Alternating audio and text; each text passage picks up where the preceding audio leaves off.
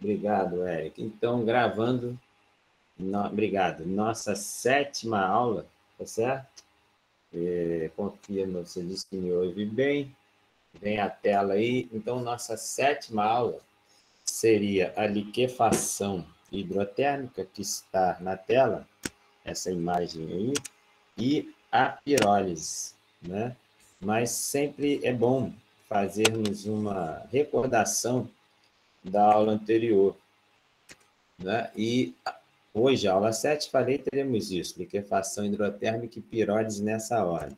Mas a aula anterior, né, a aula 6, né, estamos na 7, nós falamos de quê? De incineração e gaseificação junto com o processo Fischer-Tropsch, né? Recordando as duas aulas anteriores, portanto, a incineração e combustão é a ideia, em termos assim, mais populares, de queima, né? De queimar a biomassa necessariamente, estou sublinhando aqui, ó, com excesso de oxigênio, né? Já a gaseificação, e a gaseificação é sempre em sequência, tem o processo Fischer-Tropsch, que está na gravação da aula anterior, é feita com oxigênio também, mas a gente chama de oxidação parcial. Então, se diz que a incineração e a combustão ocorre com uma quantidade de oxigênio grande. Usando termos químicos, se fala que é uma quantidade de oxigênio maior que a estequiométrica, nesses dois casos, incineração e combustão. Já a gaseificação e o processo Fischer-Tropsch ocorre com a quantidade de oxigênio menor que a estequiométrica. Nos dois casos, temos oxigênio, tá certo? E isso foi a aula 6. A aula 7 seria esses processos que estão aqui abaixo, tá certo? Quais são os processos que a gente quer estudar? A liquefação hidrotérmica e os dois tipos de pirólise, a térmica e a catalítica. E o que tem de comum na aula de hoje? Igual a ausência de oxigênio. Então, os dois processos que a gente vai estudar ocorrem em atmosfera inerte ou com ausência de oxigênio. O primeiro caso, eu começo a falar detalhes dele, a liquefação hidrotérmica é chamada também de liquefação direta, né? E é isso que a gente quer começar a falar, ou seja, da liquefação hidrotérmica. E aí eu falava com vocês que essa imagem lembra um poço de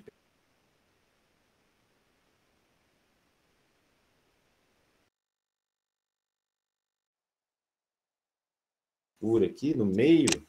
Você vai falar no meio de quê? No meio de um azul em cima, que é gás, e de um outro azulado embaixo aqui, que é água. Questões de densidade sempre, o gás em cima, o petróleo no meio e a água com sal embaixo. Tá certo, gente? Você vai falar, mas por que você escolheu essa imagem para falar da liquefação hidrotérmica? Porque, na verdade, a liquefação hidrotérmica é um processo que simula as condições de um poço de petróleo. E a gente viu que o poço de petróleo ele ocorre em temperaturas altas, e agora eu passo a fazer a analogia da liquefação hidrotérmica com o poço de petróleo. Percebam que na liquefação hidrotérmica vamos trabalhar perto dos 300 graus, mais precisamente 270 a 370. Então, esse é uma frase, a explicação da liquefação hidrotérmica. Ela simula condições geológicas que formaram o petróleo. Só que o petróleo a gente viu milhões de anos para formá-lo. Na liquefação hidrotérmica, isso vai ser um processo de dias, né? Enfim, um processo industrial que dá para fazer pela civilização humana, não leva milhões de anos para ser feito. Claro, é uma falha inicial minha, não geram algo com propriedades idênticas ao petróleo, né? Mas, por exemplo, aqui está escrito mecanismo básico. Na liquefação hidrotérmica, vamos ter uma etapa de despolimerização, né? Essa sequência aqui, despolimerização e decomposição por clivagem, por desidratação, a perda das carboxilas, né? Que a gente chama de descarboxilação, e a perda da carbonila e da amônia, que a gente chama de examinação. Tudo isso aconteceu naquele processo geológico de milhões de anos que levou à formação do petróleo, né? E aqui isso vai ser feito com essas condições de temperatura, com condições de pressão bastante elevadas, está escrito aqui 100 a 250 bar, né, que são atmosferas muito grandes, pressões muito elevadas, e solventes orgânicos e a água, né? Não se precisa, na liquefação hidrotérmica, retirar água, o que é normal de existir na biomassa, né? Então, isso é importante, esse aspecto de não precisar retirar água. Os outros processos de conversão que a gente estudou sempre tinha uma etapa de secagem. Então, esse aspecto de não precisar retirar água é uma vantagem da liquefação hidrotérmica. Que mais? A liquefação direta ou hidrotérmica, então, seria uma conversão, gente, sublinhando aqui, ó, uma conversão termoquímica. Né? Por que termoquímica? Porque envolve calor. E desejando chegar a combustíveis líquidos através desse processamento em um ambiente com solvente quente, né? A gente viu aquela temperatura em torno de 300 graus. Preservada por tempo suficiente para quebrar a estrutura polimérica. Perdão, gente. Que estrutura polimérica seria essa? A estrutura da madeira, da biomassa, que a gente viu com componentes básicos lignina, celulose e hemicelulose. Se recordam? Hemicelulose, celulose e lignina são, em regra, sempre poliméricos, né? Então, essa estrutura polimérica que é quebrada em que temperatura? Uma média de 300 e, como falei, pressões elevadas aí na ordem de 300 graus, né? Perdão, pressões na ordem de 300 atmosferas, 300 graus de temperatura. Tranquilo isso, gente? É uma introdução a essas condições de pressão e temperatura alta da liquefação hidrotérmica. Me ouvem bem? Eu sempre fico inseguro que eu estou com outro notebook hoje. Me confirmem, por favor. Sim? Obrigado, Ana Paula. Então, e aí agora 3 faixas. A gente falou que é em média 300 graus, né? Mas melhorando essa questão da temperatura, como ocorre a liquefação hidrotérmica? Em faixas de temperatura menores que 250 graus, se obtém principalmente carvão, né? Seria o produto sólido da liquefação hidrotérmica. Entre 250 e 350, que é aquela média de 300, vai se obter a fração líquida, que é chamada bioóleo. É chamada também de biopetróleo. O biopetróleo é preferível porque o bioóleo, esse termo, será mais usado na pirólise, a gente comenta à frente. Acima de 350 graus, o que ocorre, gente? Prioriza a formação de gases, do chamado gaseificação. Tá bom? Então, destaque dessa tela, você tem fração sólida, que é um carvão, uma fração líquida, que é chamada biopetróleo, e uma fração gasosa na faixa de temperatura maior. Muito importante disso que falamos até agora. Não é necessário secar a biomassa por conta dessa temperatura alta, e a definição inicial, a liquefação hidrotérmica tenta, num processo criado, né, inventado pelo homem, simular as condições geológicas que por milhões de anos levaram ao petróleo. Então, se chega a um líquido, que é esse biopetróleo, parecido com o petróleo, mas, claro, não idêntico. Uma visão de bancada do processo de liquefação hidrotérmica. Deixa eu ver quem chega aí. Isabelle Rivas. Boa noite, Isabelle, seja bem-vinda aí. Então, isso é uma aparelhagem de bancada, claro que se deseja depois passar isso para uma escala industrial, mas esse aparelho é perfeitamente utilizável numa bancada de laboratório, de uma universidade, de uma escola. O que mais? Aqui à frente, ó, por que, né, se usar, por que se fazer a liquefação hidrotérmica? A vantagem de gerar, né, produtos com baixa viscosidade e diminuindo constante dielétrica. Isso, claro, repetido sempre, porque estamos em temperaturas e pressões elevadas. Baixa viscosidade, vocês têm noção. A viscosidade, em resumo, seria o quê, gente? a resistência ao escoamento. Qual é a vantagem de um produto, de um biopetróleo, né, de uma fração líquida obtida da liquefação hidrotérmica com baixa viscosidade? Os produtos pouco viscosos, né, que a gente chama finos no popular, né, que escoam mais fácil, eles se homogeneizam mais fácil. Tem esse nome bonito aqui, de maior difusão molecular. O outro fator, que esse conceito de constante dielétrica baixa, diminuída, facilita o quê, gente? A dissolução de compostos orgânicos.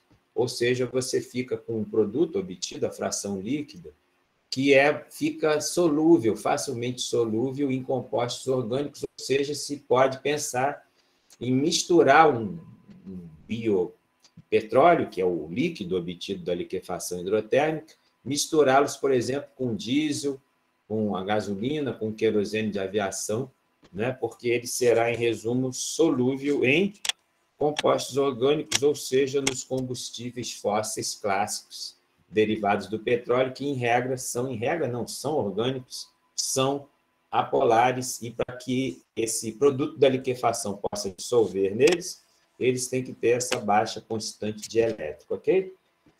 Me interrompam se desejarem. Aqui uma visão destacando que a liquefação hidrotérmica pode partir de algas, pode partir de madeiras, né, de esgoto, que é cíveis, e de manure, que seria as fezes, né, o esterco de animais. Então, perceba a variação da matéria-prima, né, da biomassa, o fornecimento de biomassas diferentes que a liquefação hidrotérmica pode receber, uma vantagem.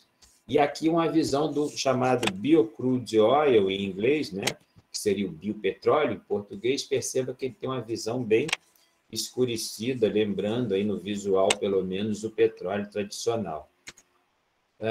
Uma tela outra mostrando que, em resumo, a biomassa não precisa ser seca, né? Tem um pré-tratamento de secagem, ela pode estar com água, e mesmo com água, nessas condições, né, de pressão e temperatura, se chega ao biopetróleo, ao biocru, como é chamado também.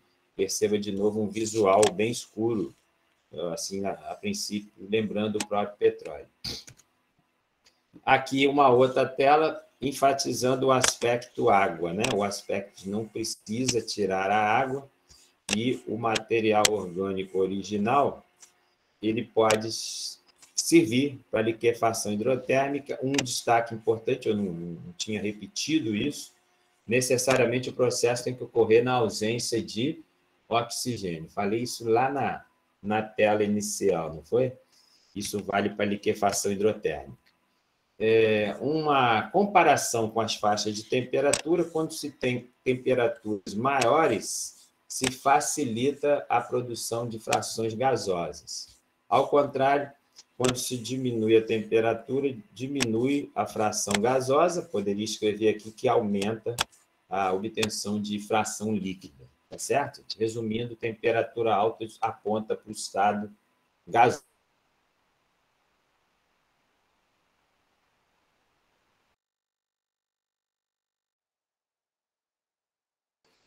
Uma outra ênfase, né, no sentido de que temperatura elevada, essas condições de pressão e temperatura, levam à formação do chamado líquido, né, supercrítico, ou fluido supercrítico. O que seria isso? Seria um líquido que tem uma enorme ou uma infinita capacidade de solvência. Ele consegue solubilizar tudo, né? Seria um líquido com propriedades muito próximas de um gás, no sentido da grande solvência dele, né? E isso só é obtido por conta de pressões e temperaturas elevadas, e isso é a marca da liquefação hidrotérmica. Tudo bem aí, gente? Eu quero perguntar se está tudo bem, tomar água aqui, que a tosse está vindo, e falar da pirólise. Mas alguma pergunta aí? Posso seguir? Tranquilo? Estão vivos aí, acordados? Já vi que o Érico está aí, está acordado. Tá bom. Então, o que seria pirólise, gente? Numa definição bem inicial, né? Assim, bem de língua, né? Piro é fogo e lise é quebra. Então, a pirólise seria a quebra pelo fogo, né? E eu destaco aqui que ela pode ser do tipo térmica e, quando tem catalisadores, batizada de pirólise catalítica.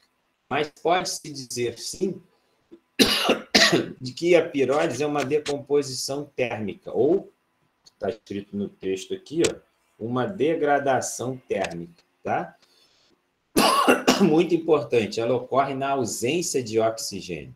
Não pode ter oxigênio para ter pirólise. Então, é atmosfera inerte. Em regra, se aquece a biomassa em presença de nitrogênio, para garantir que não vai ter uma geração de muitos produtos oxigenados. Sempre gera oxigenados, mas se tivesse em atmosfera de oxigênio, piorava isso, tá?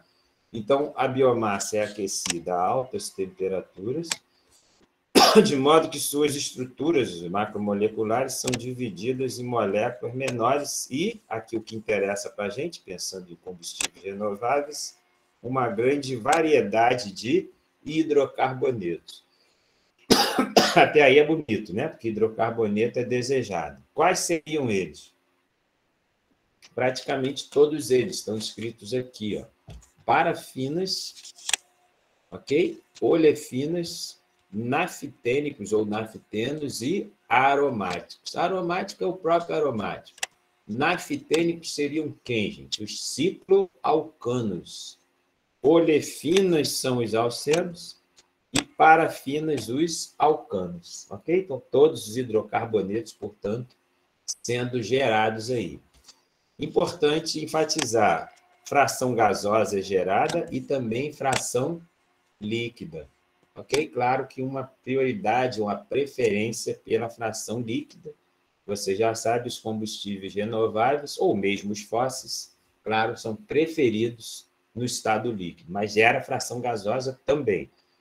Esses três tipos de operação, aqui se fala em pirólise lenta, rápida e flash, que está escrita no texto aqui, eu vou enviar esse texto para vocês, mas quero mostrar essa tela que classifica os tipos de pirólise. E você vai ver que esses tipos, rápida, lenta, flash, enfim, esses vários nomes, o que diferencia esses tipos de pirólise? A faixa de temperatura, aí você perceba que as menores temperaturas são em 400 graus, a maioria está na faixa de 400 a 600 graus, mas tem a chamada aqui ultrapirólise em 1000 graus, né? E aqui, de novo, você vê na faixa entre 400 e 500.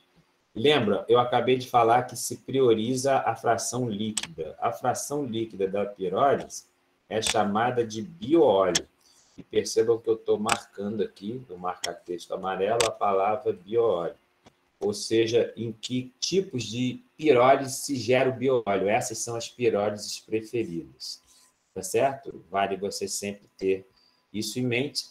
E isso, em resumo, gera-se essa classificação a partir da temperatura. O tempo de residência da amostra dentro do forno também gera essa classificação, e a própria velocidade com que se aquece, que chama-se de taxa de aquecimento.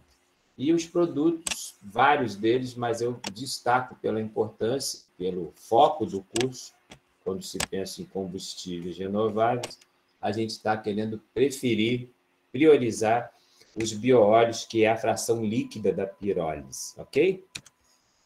Numa visão mais esquemática, mais sistêmica, aqui tem duas telas, eu dividiria o lado esquerdo da tela e o direito. No lado esquerdo, mostrando que a pirólise gera o que você já sabe, que é a fração líquida, chamada bioóleo, e uma fração gasosa, que aqui na tela está sendo denominada gás combustível. E que outros produtos são gerados? Aqui tem 4 retângulos, tá certo? Mas eu enfatizo que esses dois aqui são muito um gerando o outro, um lembra o outro, né? Que é o calor e a eletricidade, ou a eletricidade e o calor. Isso tem o nome na indústria de cogeração. Então, vários desses processamentos de biomassa que a gente estudou, mas talvez principalmente a pirólise, que falamos agora, eles têm essa possibilidade de gerar energia no próprio lugar em que está sendo feita a pirólise, né? Então, você tem um agronegócio brasileiro, um resíduo de biomassa qualquer, você pode pirolizar aquele resíduo, que não teria grande valor comercial, para gerar o quê, gente? Na fazenda, no agronegócio? Gerar eletricidade a partir do calor. E isso é chamado cogeração. Ou seja, não se está priorizando aí um combustível renovável, né? Mas também, e aí fora do local do agronegócio, se for levado, por exemplo, a uma biorefinaria, pode-se produzir produtos químicos. Quais? Uma infinidade deles, né? Quando eu falo em infinidade, centenas de produtos químicos diferentes, porque vários produtos oxigenados são gerados na pirólise e eles podem passar por um que a gente chama de uma nova petroquímica a partir da biomassa. Mas, no foco do curso, o que desejaríamos priorizar aí, gente? Os combustíveis, né, renováveis para transporte, que seria a fração líquida da biomassa. Dessa tela ainda, uma importância aí visualizar, ó, enfatizo que o bioóleo gera seta nos 4 produtos aí. Está vendo? Tem bioóleo apontando para o produto químico, para o calor, para a eletricidade, e bioóleo descendo aqui para o combustível para transporte. Ao passo que os outros o gás combustível não gera essas 4 possibilidades. Esse lado direito da tela mostra uma sequência desse processamento da biomassa chamada pirólise. Então, inicialmente, a biomassa seca é pesada aqui. Ó. Por que eu estou sublinhando seca, gente? Porque acabamos de falar da liquefação hidrotérmica, dizendo que ela não precisava, lembra? De secar a biomassa, podia estar úmida. Aqui, na pirólise, necessariamente se precisa um pré-tratamento, no sentido de secar, de retirar pelo menos o grosso de água que está na biomassa, para não atrapalhar a reação do forno da pirólise. Então, a biomassa seca é pesada, ela entra aqui nessa figura que seria um reator, está escrito aqui de leite fluidizado, essa classificação do tipo de reator, e o que seriam esses ciclones? Né? Seria fazer com que saia do reator, separar a parte sólida, né, resíduos e sólidos, que seria o carvão, de uma fase que segue aqui, que vai ter misturado o líquido e o gás. O líquido vai passar por condensadores e vai gerar a fração líquida, que é chamada bioóleo. O gás vai sair em cima aqui. Então, perceba que agora, fazendo analogia com a liquefação hidrotérmica, a pirólise também gera uma fração sólida, que seria um biocarvão, a rigor, derivado da pirólise, uma fração líquida, que é o bioóleo, e também uma fração gasosa. Tá? Isso é interessante, mas, claro, estou repetindo talvez a terceira ou quarta vez, quando se pensa em combustíveis renováveis, se tenta priorizar, maximizar a geração da fração líquida, que na pirólise é batizada de bioóleo. E aí, eu enfatizei tanto que botei uma tela para falar dele. Tá? O bioóleo se caracteriza como o principal produto oriundo do processo de pirólise. Várias pesquisas ao redor do mundo com o intuito de maximizar, né, e melhorar a qualidade e a quantidade do bioóleo. Projetos de reatores são o principal alvo dos pesquisadores para um bioóleo de melhor qualidade. O bioóleo se distingue dos demais produtos por apresentar características comparáveis ao petróleo. Né? Então, mais longe de ser idêntico ao petróleo. Né? O bioóleo é obtido por meio da degradação térmica é sinônimo de pirólise, dos elementos lignocelulósicos, a gente viu esse nome, presentes na biomassa. O líquido, que é o bioóleo, apresenta-se cor marrom escura, e nele temos uma complexa mistura de hidrocarbonetos. Isso é o que se deseja. O que não se deseja, gente? Estão presentes os vilões da história aqui, que são os oxigenados. O oxigenado não é bem-vindo quando se pensa num combustível renovável, no uso do bioóleo como biocombustível. Né? Então, aqui o bioóleo apresenta uma série de características com baixa qualidade. Veja, estou marcando isso triste aqui, né? Mas é verdade, eu tenho que mostrar para vocês. Ó.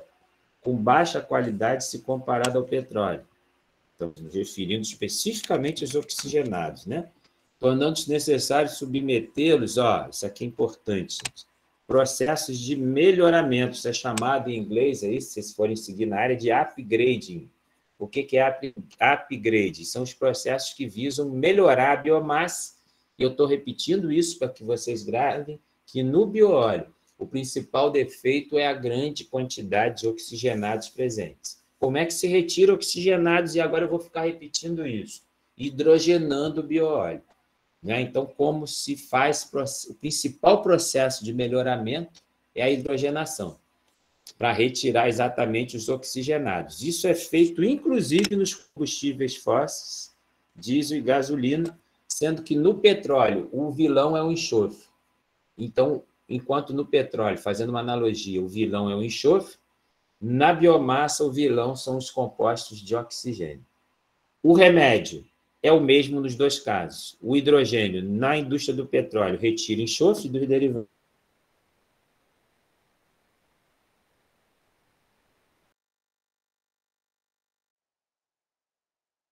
Importante, eu estou introduzindo na aula de hoje a importância do hidrogênio. E ele é tão importante que eu vou falar dele o resto da aula e vamos dedicar a próxima aula inteira para falar dele. Tá? E ainda destacando o hidrogênio, parei a aula agora para falar dele. Ele é importante tanto nessa questão, né, do que acabei de marcar no texto aqui, que é o upgrade ou o processo de melhoramento da biomassa. Comecei a falar do hidrogênio aqui. Ele vai melhorar a biomassa.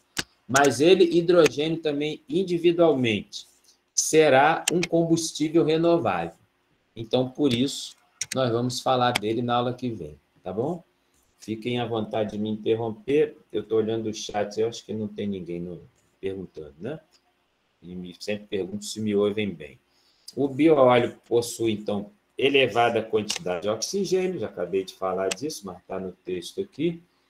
É uma característica indesejada, dessa forma é necessário reduzir essa quantidade, no sentido de elevar a razão hidrogênio-carbono. Como é que se eleva a razão hidrogênio/carbono, gente? Processos de hidrogenação, chamados também de hidrotratamento. Você ouve falar ainda de hidrocraqueamento. Tudo que tem hidro é adição de hidrogênio ou hidrogenação. Tá? Para que possa, utilizado como substituto do diesel. Diga. Desculpa, eu estava tentando escrever no chat, mas eu não estava conseguindo formular a pergunta, eu prefiro falar. Eu lembro que a gente tinha feito um dos trabalhos que a gente tinha que falar com as dificuldades do bioóleo, que era ter muita água e compostos oxigenados. Sim. Só que aqui você falou que na biomassa eles secam, eles fazem um tratamento de secagem na biomassa. Pré-tratamento de secagem, sim. Isso já ajuda a diminuir a quantidade de água no... Sim, perfeito sua pergunta e verdade. Sim, é um sim gigante a sua pergunta, né? A própria retirada de água já é nesse sentido, né? Porque a água é o principal oxigenado, né? Então, é exatamente isso que você pensou. Além disso, então, só para botar dois problemas grandes na água, um é esse, que você pensou corretamente, a resposta à tua pergunta é sim, a água já é o vilão oxigenado. Mas existem também os oxigenados da cadeia de carbono da biomassa original, né? Então, lembra, a biomassa era, eu fico repetindo sempre isso, a lignina, a celulose e a hemicelulose. Todos esses três componentes, essas três moléculas enormes, naturais da célula vegetal, são oxigenadas o tempo todo. Principalmente das três, a lignina. A lignina é cheia de oxigênio, como heteroátomo de cadeia carbônica fechada, formando fenóis, né? Formando éteres fechados, de cadeia fechada. Então, a lignina é lotada de éter, de cadeia fechada, de fenol e de álcoois, né? Que são três compostos oxigenados com fartura na biomassa, entende? Isso, claro, a água seria um oxigenado também. né? Então, mas só aproveitando a tua excelente pergunta, a água, além de ser um oxigenado, pura e simplesmente, eu estou só diferenciando que ela é um oxigenado que não é o que está como heteroátomo da cadeia de carbono, percebe? Então, é duplamente grave o problema dos oxigenados. A água é um deles, e ela está na biomassa, e daí esses processos, esse pré-tratamento no sentido de retirar a água, mas também como é que você vai... A água se retira esquentando, por exemplo, uma secagem grosseira, grosseira no sentido de que não é um processo químico. Mas como é que você vai retirar um oxigênio que é heteroátomo de cadeia de carbono? Isso está na biomassa, percebe? Aí você não faz isso esquentando simplesmente. E aí você precisa de um processamento químico, de uma reação química, que é uma reação com hidrogênio. Então, eu agora estou falando do oxigênio, que está na lignina, como é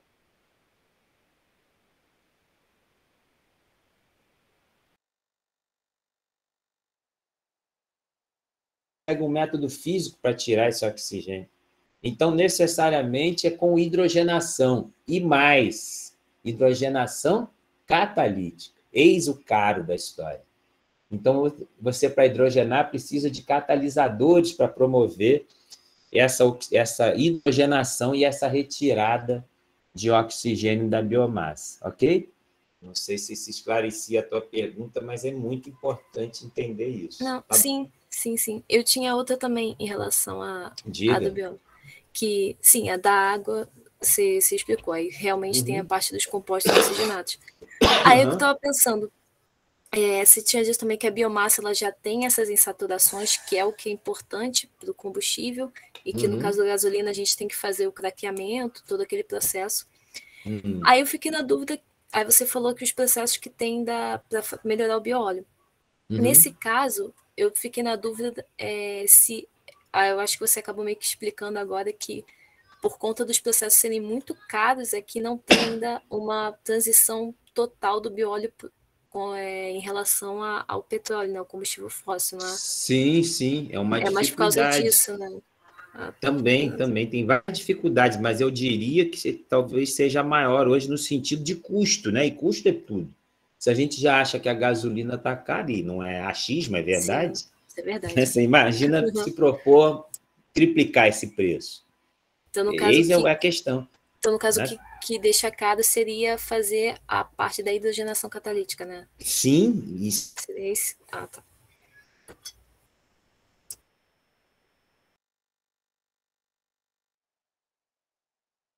Desiste disso. Não. Quando se inventou, né, na indústria do petróleo, na petroquímica, especificamente falando da gasolina, que é o assunto que você puxou agora, né? No pós-guerra, nos anos 50 e 60, a quantidade de gasolina que se passou a produzir, e isso barateou a gasolina, né? Se venceu nos anos 50, 60 e 70, quer dizer, foram 30 anos aí de pós-guerra, né? Com catálise que gerou maior quantidade de gasolina.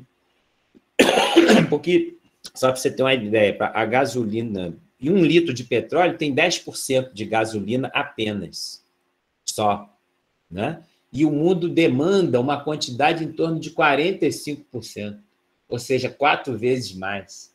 Entendeu? Não sei se foi claro. O petróleo só te fornece uma quantidade de gasolina 3 vezes menor do que o mundo deseja em gasolina. Você vai falar, e aí? E aí se inventou vários processos para aumentar a quantidade de moléculas no tamanho da gasolina, que basicamente são os processos de craqueamento.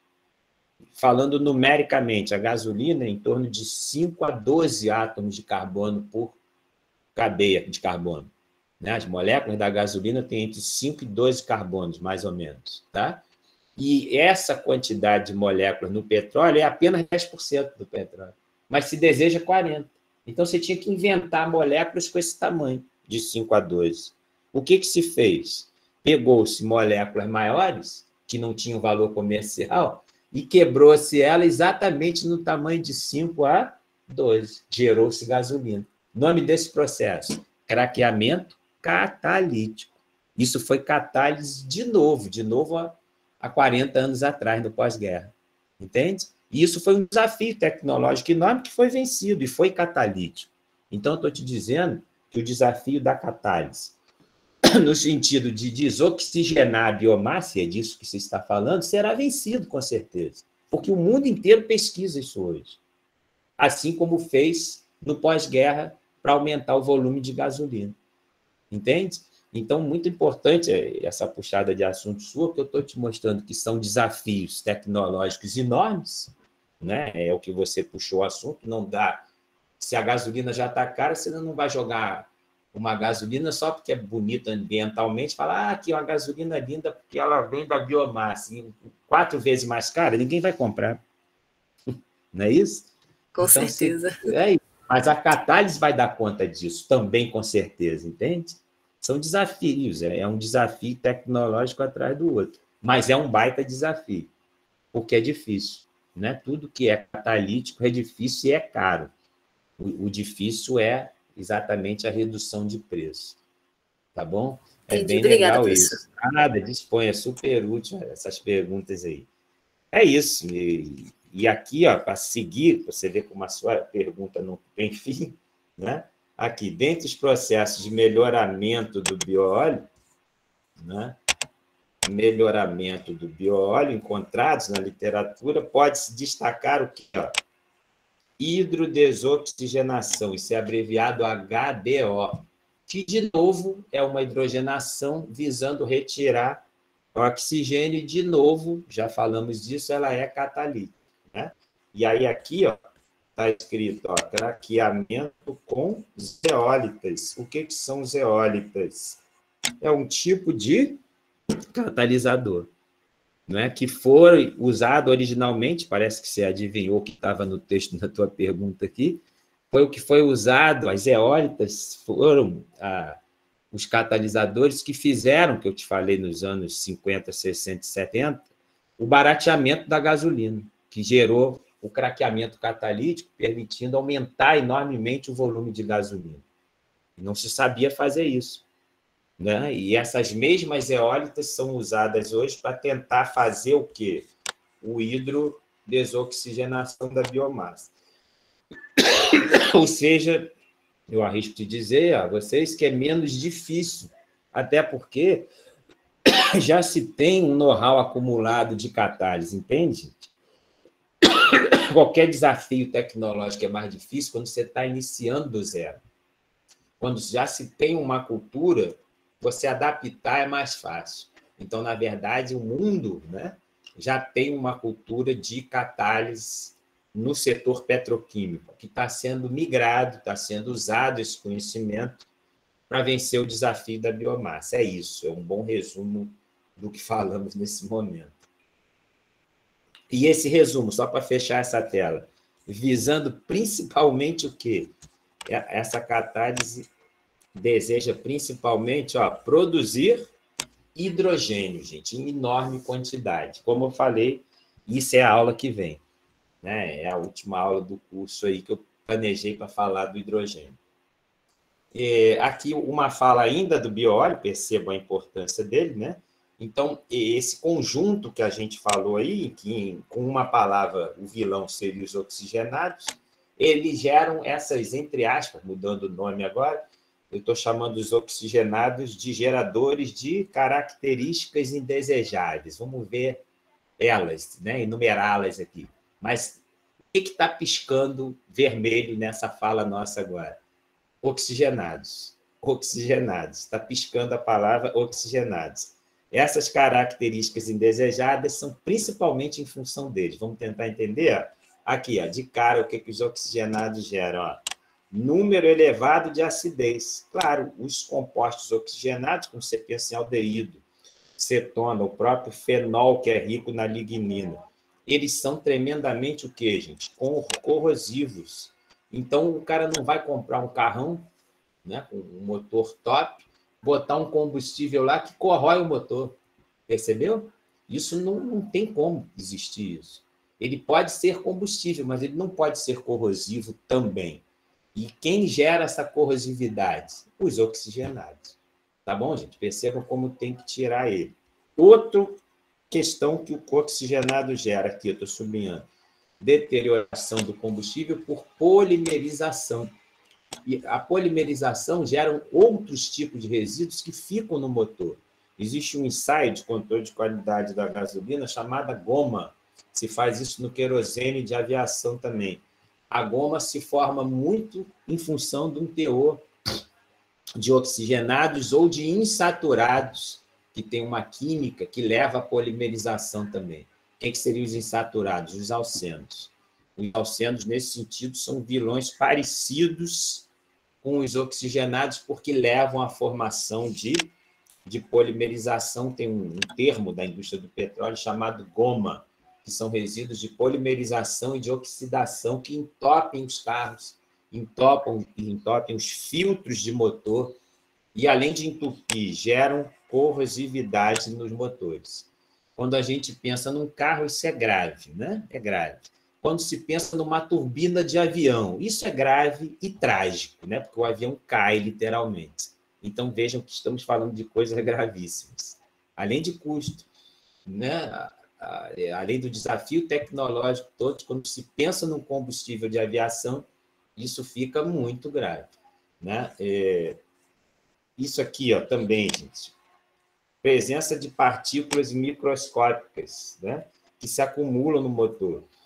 Outro detalhe aqui, ó, incompatibilidade com combustíveis derivados do petróleo. Como assim, gente? Se tem muito oxigenado, concordam comigo quem é da química aí, que vai gerar polaridade? Né? Eu não sei quem não é da química aí, quem é fica fácil o que eu estou falando, mas para quem não é da química, o que vocês sabem não sendo da química? Que óleo não mistura com água, né? Da cozinha a gente sabe isso. O óleo de soja não mistura com água. Pois bem, a água, para quem não é da química, é polar, o óleo de soja é apolar, né? Então, o óleo de soja ele se mistura razoavelmente com a gasolina e não mistura com a água. E, claro, vocês sabem, não sendo da química, a água não mistura com... De que vilão no bioóleo? Os oxigenados. Os oxigenados, em resumo, vão gerar o que no bioóleo? Polaridade. E aí, se o bioóleo for polar, eu sublinho de novo isso aqui, ó.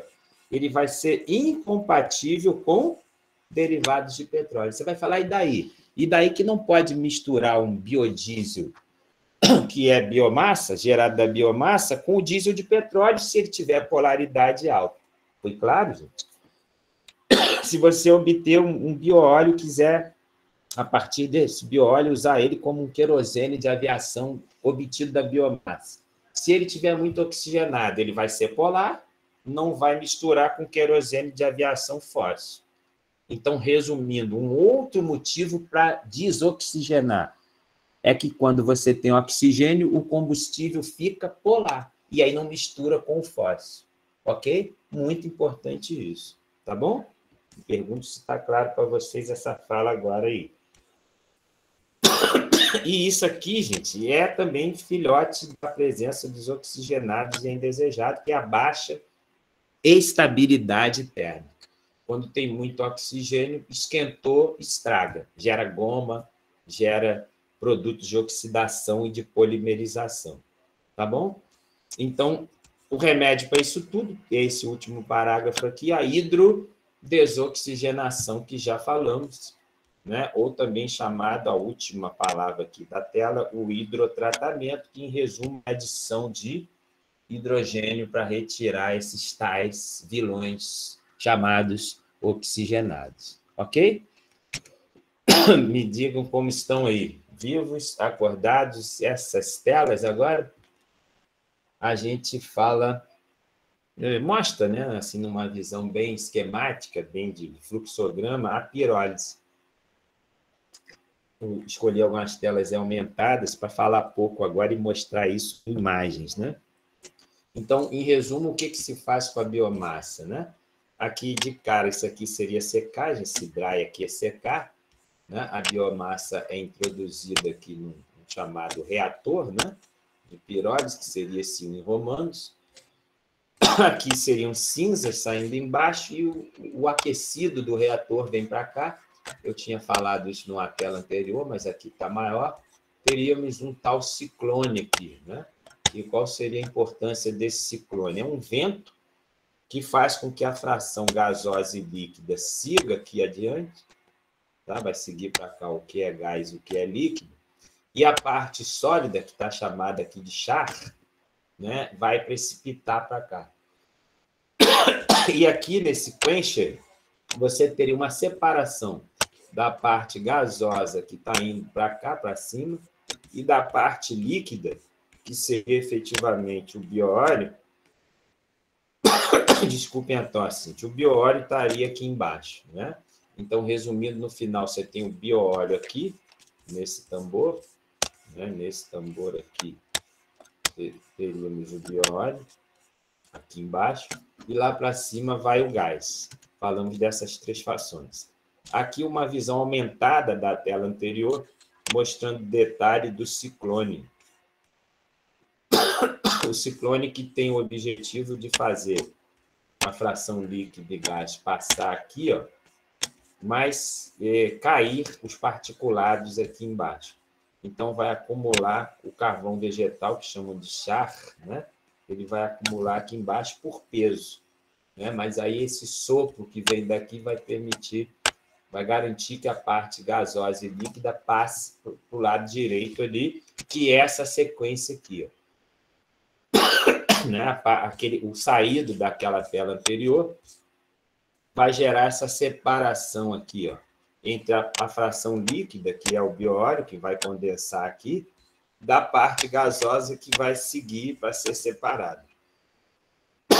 Eu vou entregar isso para vocês, se quiserem olhar isso aí e falar alguma coisa agora, né? Mas resumindo, para que serve essa sequência aí? Para separar a parte sólida, a líquida e a gasosa. De forma bem simples ainda, a parte sólida é separada nessa etapa que se chama de ciclone, e depois esse quencher aqui faz a separação da parte líquida, que vem para cá, que é o bioóleo, e a parte gasosa que sobe para cá. Ok? Seriam as três frações, portanto, da pirólise. Claro, se deseja priorizar a fração líquida, já falei disso.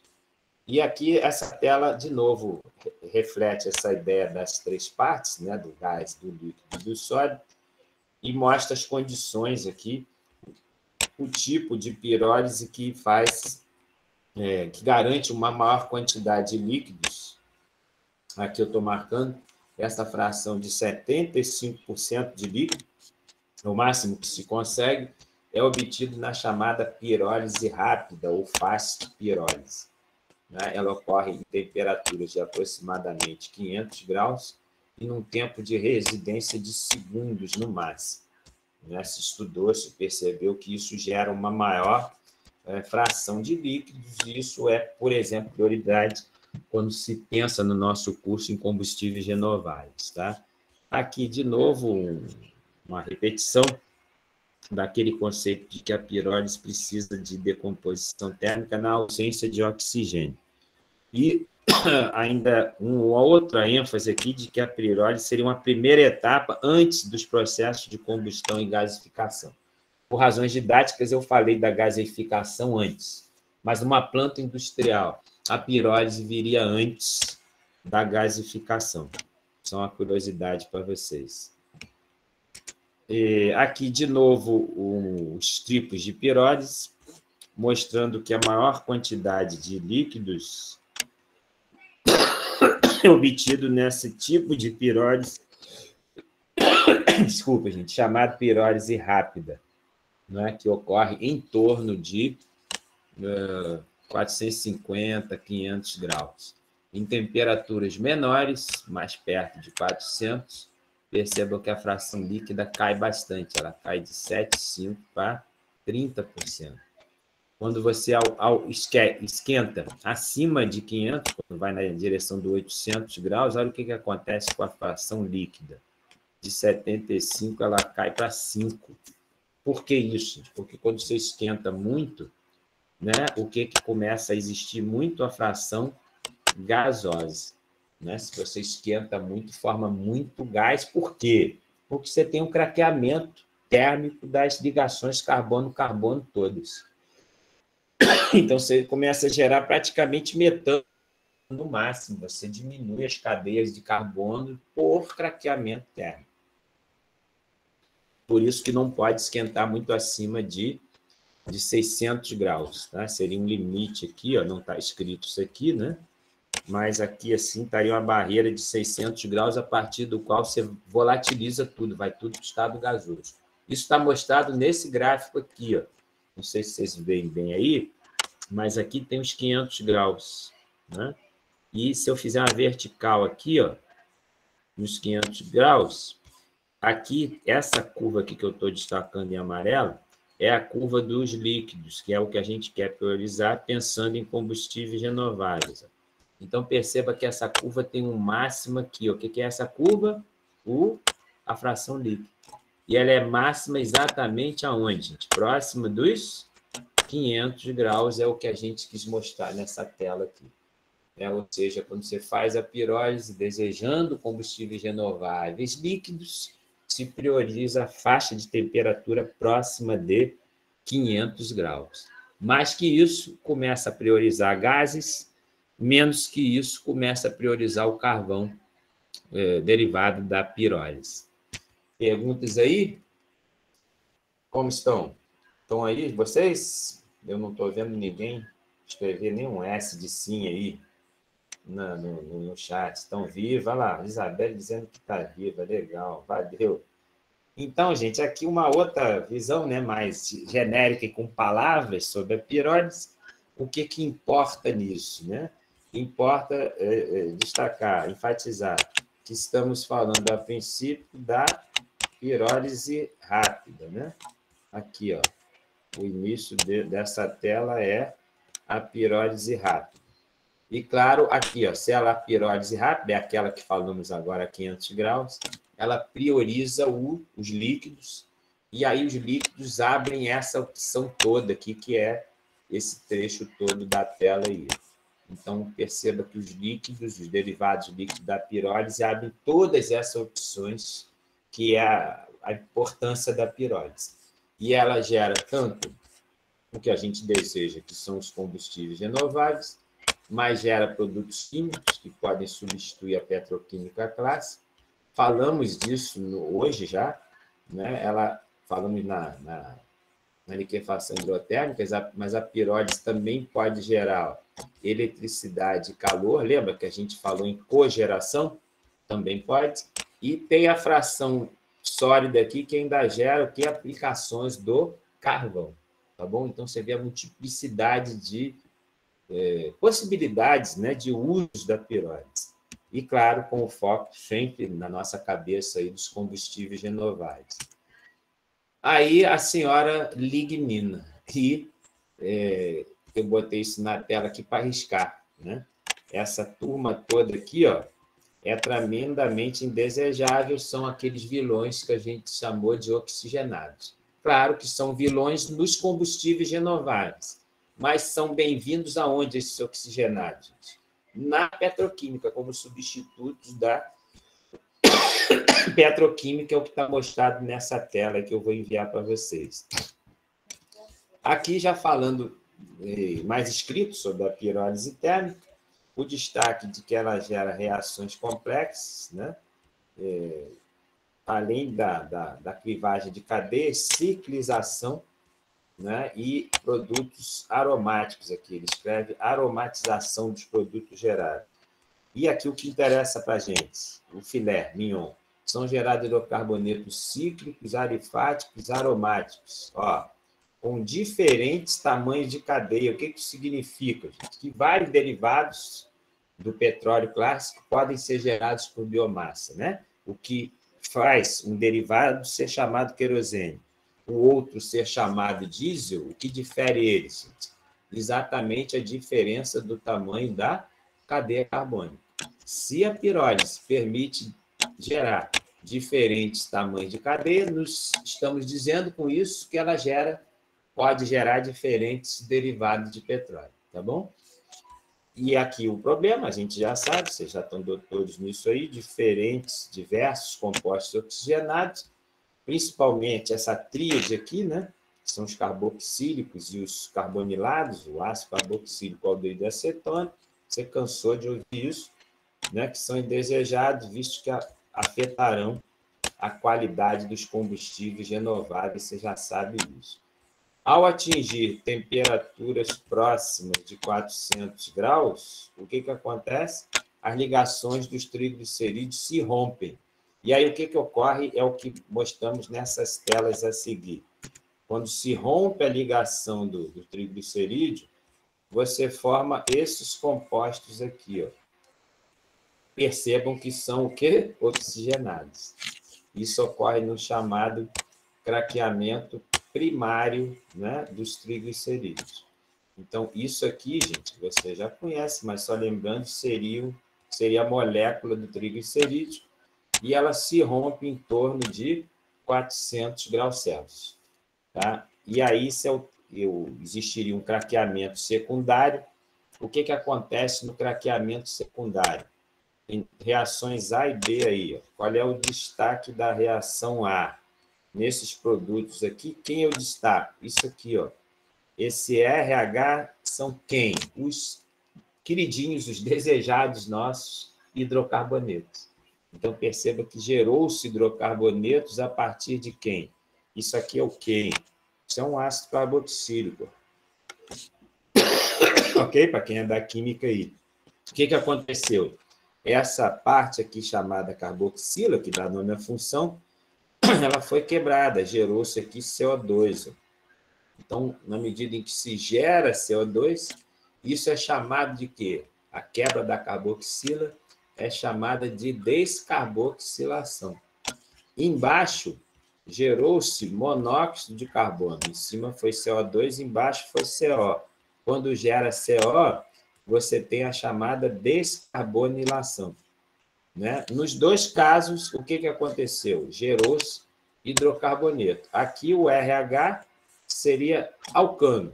Aqui você gerou alceno. O fato é que alcano e alceno são hidrocarbonetos. Quando que se gera hidrocarbonetos? Quando se quebra a carboxila ou se retira a carbonila. Então, esses dois processos são bem-vindos. Quais? A descarboxilação e a descarbonilação, que são nomes bonitinhos, enfeitados, químicos, para desoxigenar. Claro, né? Quando você tira carboxila ou carbonila, tu está tirando oxigênio junto. Legal isso, gente? Tranquilo? Posso passar a tela? Aqui, o que acabamos de falar numa visão mais misturada, mais genérica das telas anteriores, mas, em resumo, se tem aí nessa tela grande a descarboxilação, quando gera CO2, e a descarbonilação, quando gerou isso aqui, CO. Né? Mas, nos dois casos, aqui gerou hidrocarboneto, no caso ali em cima o alcano, e aqui gerou também hidrocarboneto, no caso aqui embaixo o alceno. Mas, de novo, o que eu destaco aqui nessa marcação em amarelo? Quando eliminou, CO2, gerou alcano, descarboxilação. Quando eliminou-se, retirou-se CO, monóxido de carbono, gerou-se o quê? Alceno. Nos dois casos, o que é bem-vindo? Gerou-se hidrocarboneto, tá? A partir da pirólise térmica dos triglicerídeos. É isso. Aqui é a mesma tela, mais ou menos, mostrado de outra forma, o destaque que estamos querendo, eles, os hidrocarbonetos. E não estamos querendo quem, gente? Né? Estamos querendo mostrar que eliminamos ácidos carboxílicos, ésteres e cetonas. Resumindo, retiramos os oxigenados e priorizamos a obtenção de hidrocarbonetos, tá bom? Desculpe se está corrido, mas eu vou enviar essa tela para vocês, se você olhar com calma essas reações, eu estou fazendo os destaques.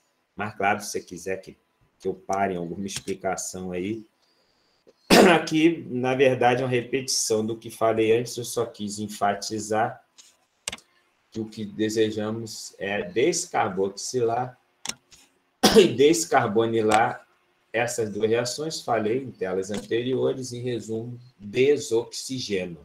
E isso é bem-vindo, tá bom? essa é uma ampliação das telas anteriores. Aqui, gente, para dar um momento final da aula, os conceitos de refinaria e biorefinaria. Né? Já falamos anteriormente, mas eu quis repetir isso na aula de hoje. E o conceito de biorefinaria fala do quê? Da integração de conversão de biomassa, processos e equipamentos, não é? Para produzir combustíveis, energia e produtos químicos. Então, seria a ideia da biorefinaria. Isso aí, uma visão amplificada da biorefinaria, está meio apagado, eu não consegui ampliar isso mais, mas, em resumo, mostrando que a biorefinaria pode gerar tudo que o petróleo gerava a partir da biomassa, seria essa a mensagem dessa grande tela aí, né? Aqui, uma aplicação da pirólise, com a ideia de que a pirólise permitirá, né, misturar os produtos obtidos da pirólise com o gás natural fóssil tradicional. Né? E essa mistura da biomassa de um lado com um derivado fóssil do outro, que é o gás natural, esse mix, ou blender, como gosta de chamar na indústria do petróleo, é o início de uma biorefinaria. No caso, eu peguei essa planta de uma biorefinaria que existe já misturando produtos gasosos da biomassa com gás natural.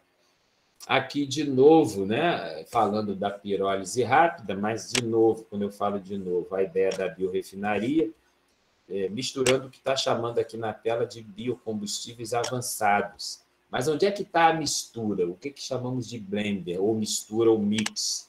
Aqui, ó, uma parte vinda do petróleo cru, né, do petróleo tradicional, e nesse mesmo fluxograma uma outra parte vindo da biomassa lignocelulose.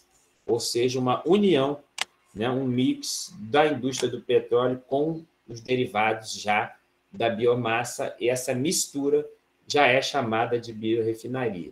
Claro que a ideia é cada vez menos, e aí a gente vai envolver décadas nisso. Diminuir as frações de petróleo e aumentar as frações da biomassa. Mas até por conta do que falamos hoje, da dificuldade em, por exemplo, desoxigenando a biomassa, até que isso seja feito com plena eficiência, até se chegar a essa eficiência, vamos ter esse mix, né, de derivados, com uma parte vinda do petróleo e uma parte vinda da biomassa, mas o que eu estou enfatizando para vocês? Que isso já é chamado de biorefino. Tá? Aqui, de novo, essa ideia do biorefino. Nessa tela, um destaque aqui de que se está misturando apenas 5% de uma parte de biomassa, e aí tem um regenerador, tem um processo que seria clássico aqui da refinaria, com mistura de biomassa e de derivado de petróleo, e depois aqui uma etapa de separação desse mix, né? Separação nos derivados de petróleo clássico, gasolina, óleo diesel, óleo de navio, que chama óleo bunker, né? Óleo combustível, mas eu querendo dizer que esses derivados aqui, de novo, são misturas do petróleo com a biomassa, ou seja, a biorefinaria que começa a nascer devagarinho aí, né? E aqui mostrando vários tipos de biomassa, esses nomes em inglês aqui são vários óleos vegetais e diferentes biomassas, mostrando qual delas, né, gera maior fração de líquidos, né? Essas cores aí representando as frações líquidas, enfim, tem vários estudos nesse sentido. Por que essa prioridade dos líquidos? Porque eles geram mais combustíveis renováveis que permitam esse mix com os combustíveis líquidos do petróleo, gerando esse conceito de biorefino. Tá? Aqui nessa tela em inglês, mostrando de novo que a pirólise rápida, né, em escala comercial, já tem uma capacidade de expansão no mundo inteiro, levando a esse papo da biorefinaria. Aqui dizendo que vários governos, né, têm a ideia de biocombustíveis avançados, né, no sentido de alternativas aos fósseis. Esse edible vegetable oils seriam os óleos vegetais comestíveis que entram nesse mix também. Aqui se fala de coprocessamento, né? Coprocessamento significa o quê, gente? Um processamento misturado do óleo, do cru, vindo da pirólise rápida, com unidades FCC. Esse FCC unit seria uma unidade de craqueamento catalítico do petróleo clássico. Então, de novo, um mix da biomassa com o petróleo. Enfim, em cada linha dessas se repete essa ideia da biorefinaria misturando biomassa e fósseis tradicionais. Aqui, um destaque nessa tela da importância do hidrotratamento para resolver o problema da biomassa. Falamos nisso da aula, que seria a ideia de eliminar os oxigenados por oxigenação. Um destaque, uma ênfase ainda nessa tela, de que eu vou enviar isso em PowerPoint para vocês, em PDF, né, desse PowerPoint, e esses links são sempre ativos, tá? No material em PDF que eu enviar. Isso aqui é uma experiência que faço aí, né, que estudo, tentando mostrar para vocês, embancada uma foto real de uma pirólise, né? E aí, o reator de pirólise seria esse trecho aqui, né? Ele passa aqui, isso aqui é um pano, né? Um enrolado aqui para evitar que a fração gasosa seja perdida. E, de novo, a fração gasosa, para não ser perdida, ela passa nesse trecho aqui por um condensador, né, que está resfriado, e aí tem uma água, como se fosse um aparelho de destilação clássica, para quem é da química aí, e aí você perceba que a amostra, que é o bioóleo, é recolhida nesse becher aqui, ó, e está num banho de gelo, não sei se dá para visualizar aí, né? E o bioóleo obtido aqui, que é o produto da biomassa, seria essa imagem aqui, uma Reimaire nesses 2 tubinhos de ensaio. Esse é o bioóleo que partiu daqui, tá? Isso aqui são gravetos, pedacinhos de madeira de pinho, de pinheiros e de eucalipto. Então, você veja que transformação incrível, né? Esses gravetozinhos de eucalipto e pinheiro se transformam nesse bioóleo, nessa imagem aqui embaixo. É bem mágico isso, né, a nível visual.